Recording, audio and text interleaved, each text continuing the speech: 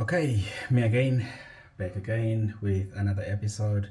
And again, this is just me sharing my thoughts. I was just thinking about this earlier. Um, there's a lot of time when you think about wealth, money, and then values at the same time, right?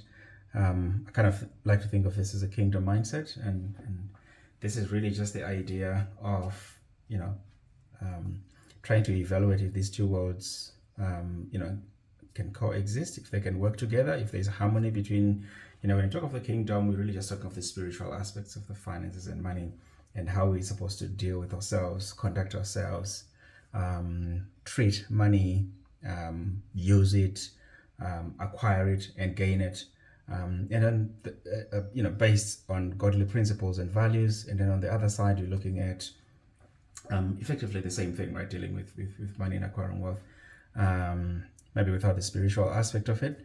But if you look at it fundamentally, I was just thinking, what are some of the differences that you'd think exist between the two?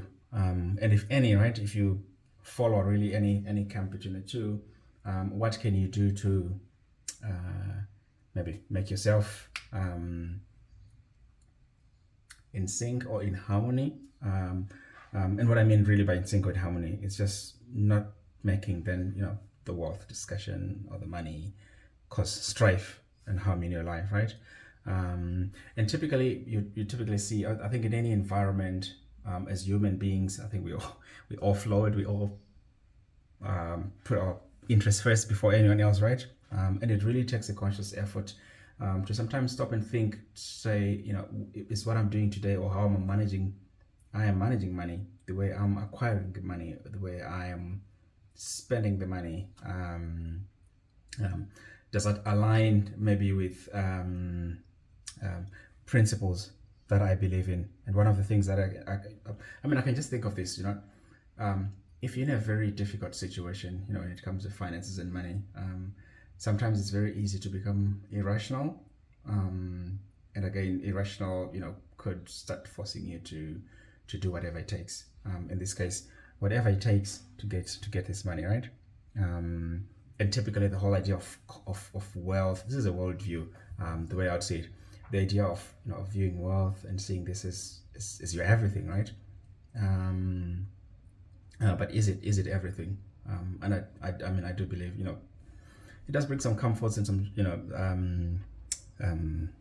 some joys, right, into our lives. Some of the things that we would really want to do, some fun stuff that we can do with the money that are not necessarily bad in themselves.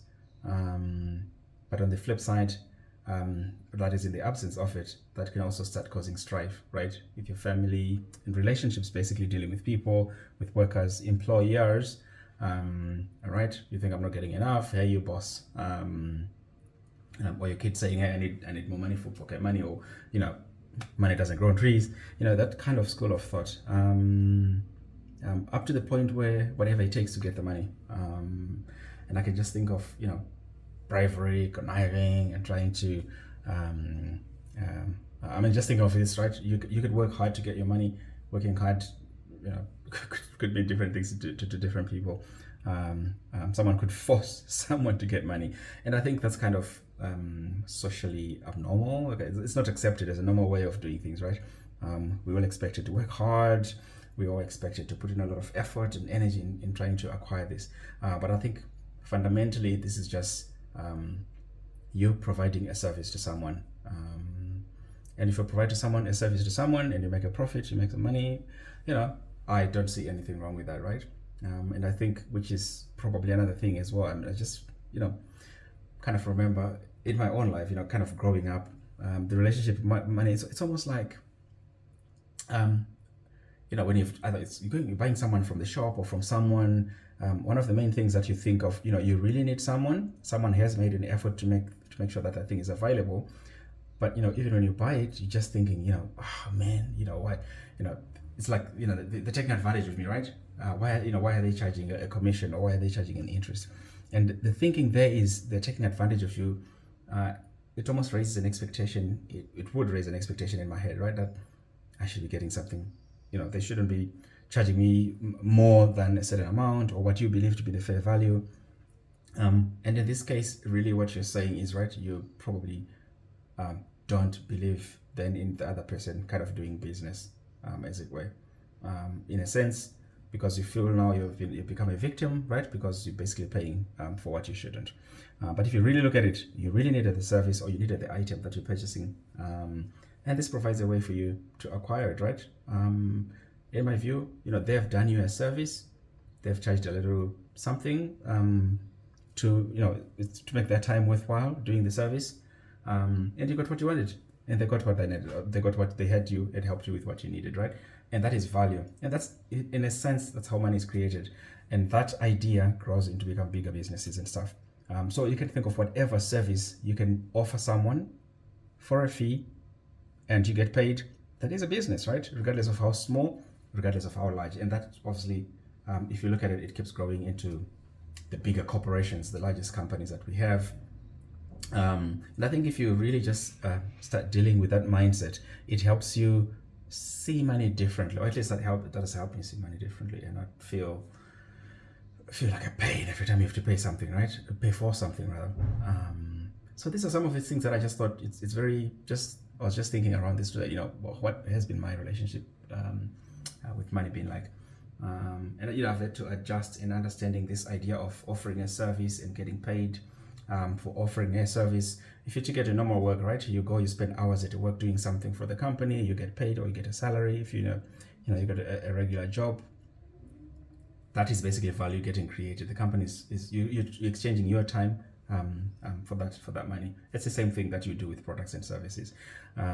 If you're obviously not in a formal employment, you're probably, I don't know, trading something or working maybe for someone, maybe even part-time or once in a while, part-time jobs, right? Or piece jobs as they call them. It's really fundamentally the same concept.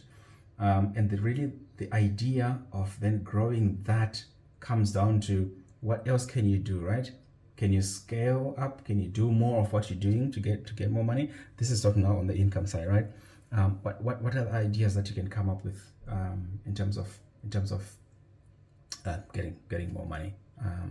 So these are some of the things that I was just thinking through, and I thought, this is a mindset that I've had to change in my life, to see money differently, to start appreciating actually the value of money that in and of itself is not bad.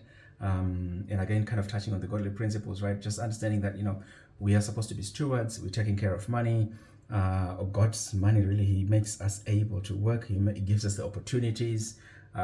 Sometimes we miss some. Sometimes we get on some of these opportunities, but that's another discussion we could get to. But these are all options that are available to us. And once God has blessed us as stewards, we're supposed to be responsible enough, right?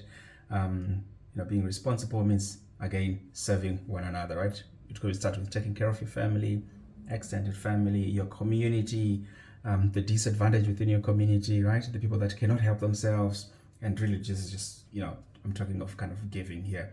And again, you can give so many things, right? But in this case, we're just talking about money. And typically, with a godly mindset, the idea is that God is superior. God is far above our understanding. God has our best interest at His heart, right?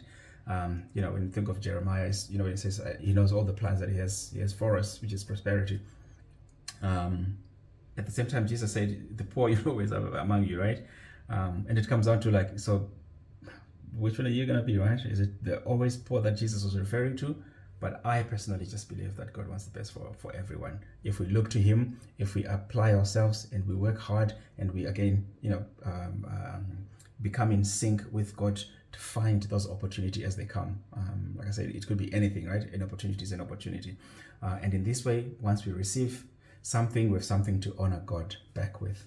And this helps, actually, this improves our life. And I'm sure, like anybody, if you've given anybody anything, right, like for free, right, not selling, you really appreciate the joy that somehow that brings into your heart. And this is really just who God designed us to be. As we connect, as we are part sort of His kingdom, this allows us to connect with Him and have these hearts that are willing to serve other human beings in various ways. And in this particular case, it can be giving. So yeah, that's what I was thinking, and I just thought I would just share with you guys.